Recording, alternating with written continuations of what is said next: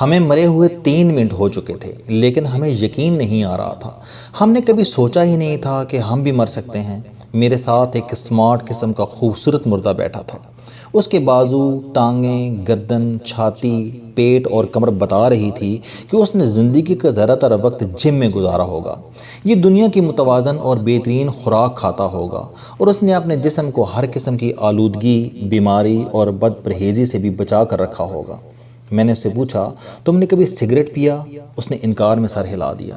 میں نے پوچھا، شراب، چرس، گانجا؟ اس کا سر انکار میں ہلتا رہا۔ میں نے پوچھا، تم نے کبھی رش ڈرائیونگ کی، پانی میں اندھی چھلانگ لگائی، تم سڑک پر پیدل چلتے رہے ہو یا تم لوگوں سے الجھ پڑتے ہو؟ اس نے انکار میں سر ہلایا اور دکھی آواز میں بولا، میں نے زندگی میں کبھی کوئی غلط کام نہیں کیا۔ میں نے پوچھا، تمہاری عمر کتنی تھی؟ اس نے جواب دیا، صرف 32 سال۔ میں نے حیرت سے پوچھا، پھر تم کیسے مر گئے؟ اس کا دکھ بڑھ گیا۔ میں بھی اس بات پر حیران ہوں۔ میں اپنے آپ سے مسلسل پوچھ رہا ہوں، میں کیسے مر سکتا ہوں؟ میں نے پوچھا، تم مرے کیسے تھے؟ اس نے چیخ کر جواب دیا، میں اپنے لانج میں ٹی وی دیکھ رہا تھا، مجھے اچانک سینے میں درد محسوس ہوا۔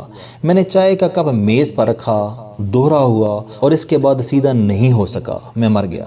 میں نے پوچھا، تمہاری اس وقت سب سے بڑی خواہش کیا ہے؟ اس نے میری طرف دیکھا اور بولا، 3 منٹ کی زندگی۔ میں صرف 3 منٹ کے لیے واپس جانا چاہتا ہوں۔ میرے والد میرے ساتھ خفا تھے۔ میں اپنی بیوی سے بدتمیزی کرتا تھا۔ میں نے اپنے بچوں کو کبھی پیار نہیں کیا۔ میں ملازموں کو وقت پر تنخواہ نہیں دیتا تھا، اور میں نے اپنے لان میں گلاب کے پھول لگوائے تھے، لیکن میں ان کے پاس نہ بیٹھ سکا، اور میں نے ہمیشہ اپنے جسم کو اللہ تعالیٰ کی کبریائی سے مقدم رکھا۔ میں 3 منٹ میں سب سے معافی مانگنا چاہتا ہوں، اور میں اپنے گلابوں کو چھو کر دیکھنا چاہتا ہوں۔ ہم سب سناٹے میں آ گئے۔ پہلوان کی بات ابھی جاری تھی کہ دوسرا بول پڑا۔ یہ ایگزیکٹو قسم کا سیریس مردہ تھا۔ اس کے چہرے پر کامیاب بزنس مین کا اعتماد تھا۔ کامیابی انسانی چہرے پر اعتماد کی چند لکیریں چھوڑ جاتی ہے۔ یہ لکیریں کامیاب لوگوں کو عام اشخاص سے مختلف بنا دیتی ہے۔ آپ دنیا کے مختلف کامیاب لوگوں کی تصویریں لیں، یہ تصویریں میز پر رکھیں اور غور سے دیکھیں۔ آپ کو تمام چہروں پر خاص قسم کا اعتماد ملے گا، اور وہ خاص اعتماد اس کے چہرے پر بھی موجود تھا۔ میں نے اس سے پوچھا، تم بھی مر گئے؟ اس نے افسوس سے سر ہلایا اور جواب دیا، میں بھی اس بات پر حیران ہوں۔ میں دنیا کے بہترین ڈاکٹر، اعلیٰ ترین ہسپتال اور مہنگی ترین دوائیں افورڈ کر سکتا تھا۔ میں نے دنیا کی مہلک ترین بیماریوں کی ویکسین لگوا رکھی تھی۔ میں امریکہ اور یورپ کی بہترین لیبارٹریوں سے ہر 4 ماہ بعد اپنے ٹیسٹ کرواتا تھا۔ ہفتے میں 2 بار اسٹیم باتھ لیتا تھا۔ میں ڈائٹ چارٹ کے مطابق خوراک کھاتا تھا۔ ہر ہفتے فل باڈی مساج کراتا تھا۔ میں کام کا سٹریس بھی نہیں لیتا تھا۔ میں نے ہمیشہ بلٹ پروف گاڑی اور ذاتی جہاز میں سفر کیا۔ میرے پاس 5000 لوگ ملازم تھے۔ یہ لوگ میرا سارا سٹریس اٹھا لیتے تھے، اور میں صرف عیش کرتا تھا۔ مگر پھر مجھے کھانسی آئی، میں نیچے جھکا، فرش پر گرا اور مر گیا۔ میں پچھلے 3 منٹ سے یہ سوچ رہا ہوں کہ میں کیسے مر سکتا ہوں۔ میں نے تو کبھی مرنے کے بارے میں سوچا ہی نہیں تھا۔ میں نے اس سے پوچھا، تم اب کیا چاہتے ہو؟ اس نے تڑپ کر جواب دیا، 3 منٹ کی زندگی۔ میں واپس جا کر اپنی ساری دولت ویلفیئر کے لیے وقف کرنا چاہتا ہوں۔ میں اس سے فری میڈیکل کالج، ملک کا سب سے بڑا تھیلیسیمیا ہسپتال، یا پھر ملک کی سب سے بڑی سائنس یونیورسٹی بنانے کا حکم دوں گا، اور پھر واپس آ جاؤں گا آپ لوگوں کے پاس۔ ابھی اس کی بات جاری تھی، تیسرا مردہ بول پڑا۔ یہ مردہ چال ڈھال اور شکل و شباہت سے سیاستدان دکھائی دیتا تھا۔ دنیا کے تمام سیاستدانوں کے چہروں پر مکاری ہوتی ہے، اور اس کے چہرے پر بھی مکاری موجود تھی۔ میں نے پوچھا، بٹ صاحب آپ بھی فوت ہو گئے؟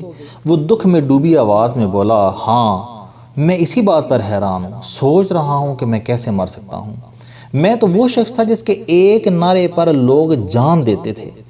میری گرفتاری، میری قید پر میرے ورکر خود سوزی کر لیتے تھے۔ لوگ مجھ سے ٹکٹ لینے کے لیے 11,000 وولٹ کے کھمبے پر چڑھ جاتے تھے۔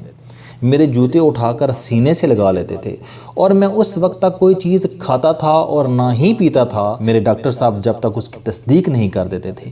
میں ہمیشہ بلٹ پروف شیشوں کے پیچھے رہا، اور میں تقریر بھی بلٹ پروف کیبن میں کھڑے ہو کر کرتا تھا۔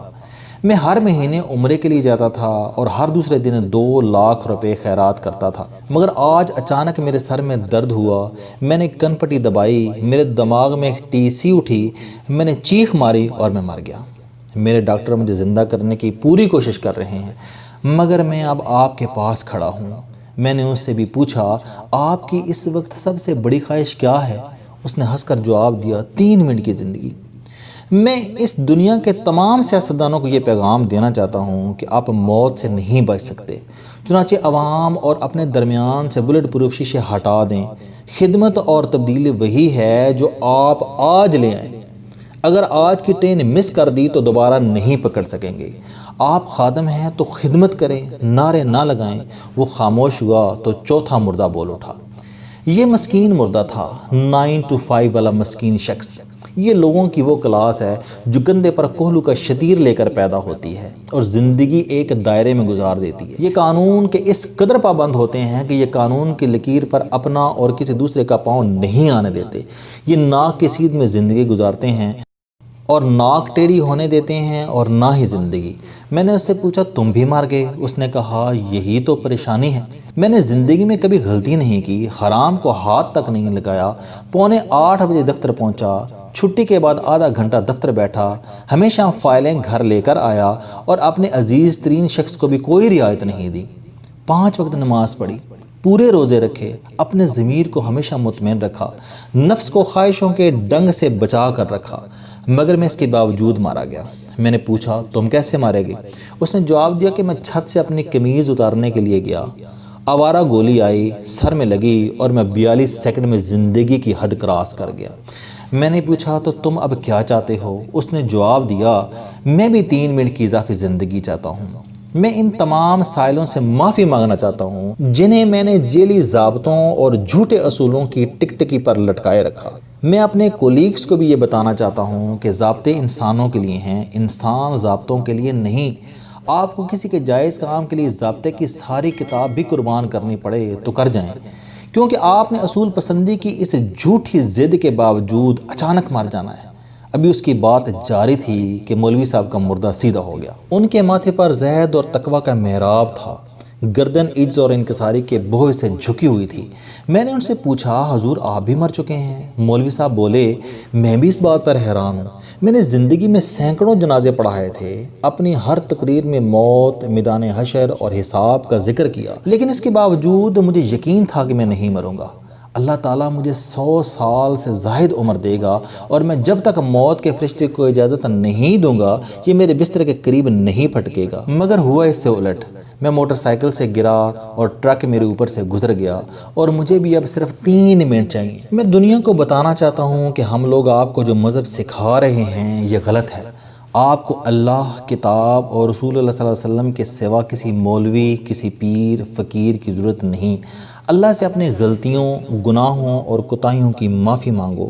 نماز نہیں پڑھتے تو بھی نماز کے وقت قبلہ رو ہو کر آنکھیں بند کرو اور صرف 3 سیکنڈ کے لیے اللہ سے کہو یا اللہ میں حاضر ہو گیا، مجھے معاف کر دے۔ قرآن مجید ترجمے کے ساتھ پڑھو اور رسول اللہ صلی اللہ علیہ وسلم کی کوئی ایک سنت پوری زندگی سنوارنے کے لیے کافی ہے۔ اس کی بات ابھی ادھوری تھی اور وہ لوگ میری طرف مڑے اور مجھ سے پوچھا اف جاوید چودھری تم بھی مر گئے؟ تمہیں تو نہیں مرنا چاہیے تھا۔ مردوں کی اف میری روح میں ترازو ہو گئی۔ میں نے سوچا واقعی میں کیسے مر سکتا ہوں؟ میں ڈسپلن میں رہنے والا شخص ہوں، میں نے تو کبھی مرنے کا منصوبہ ہی نہیں بنایا تھا، مگر میں سویا اور صبح اٹھ نہ سکا۔ میری ننھی بیٹیاں مجھے اٹھاتی رہیں، یہ میرے اوپر چھلانگیں لگاتی رہیں، ان کا خیال تھا کہ میں ان کے ساتھ مذاق کر رہا ہوں۔ میں ابھی بھی اٹھوں گا، مگر میں نہ اٹھا اور ان کے کہہ کے چیخوں میں بدل گئے۔ میں نے زندگی میں اپنی بچیوں کو کبھی دکھ نہیں دیا، میں انہیں زندگی میں پہلی بار روتے چیختے دیکھ رہا ہوں اور ان کی چیخیں میری روح کو تار تار کر رہی ہیں۔ مجھے بھی 3 منٹ چاہیے، صرف 3 منٹ۔ میں ان کی گیلی پلکوں پر بوسہ دینا چاہتا ہوں، میں انہیں روز کی طرح اسکول بھجوانا چاہتا ہوں۔ خدا کے لیے مجھے صرف 3 منٹ چاہیے، کوئی مجھے یہ 3 منٹ دے دے گا خدا کے لیے؟